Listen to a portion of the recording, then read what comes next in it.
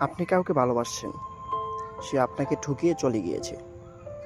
তার জন্য আপনি খুব কান্নাকাটি করছেন, তার জন্য আফসোস করছেন, তার জন্য অভিমান করে বসে আছেন। নিজের জীবনটাকে তখন দাম দিচ্ছেন না, সব কিছুকে কেমন জানি তুচ্ছ মনে করছেন।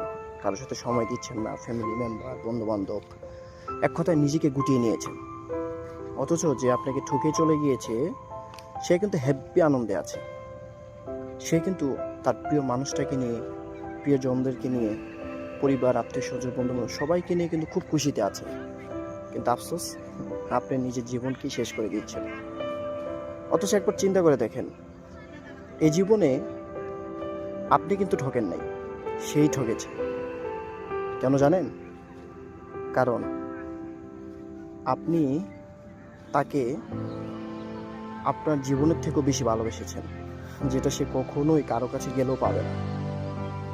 সেই সাথে আপনার মতো এমন একজন ভালো মানুষকে তার লাইফ পার্টনার করতে না পারায় সে আপনাকে হারিয়েছে। প্রকৃত অর্থে আপনি যদি একটু চিন্তা করে দেখেন, আপনি কিন্তু ঠকেন নাই, ঠকেছে সে, যে আপনাকে ছেড়ে চলে গিয়েছে। কারণটা কি জানেন? কারণ আপনার মতো লাইফ পার্টনার সে কখনই পাবে না।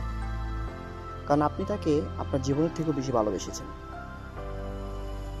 আর এটাই হলো তার সবথেকে বড় কারণ, যেটা সে কখনোই তার জীবনে খুঁজে পাবে না। আর যার কারণেই আপনি কিন্তু ঠকেননি, সে নিজেকেই নিজে ঠকিয়েছে। হয়তোবা আপনার কিছুটা সময় খারাপ লাগবে, কিন্তু বিশ্বাস করুন, সময়ের সাথে সাথে আপনি জিতবেন।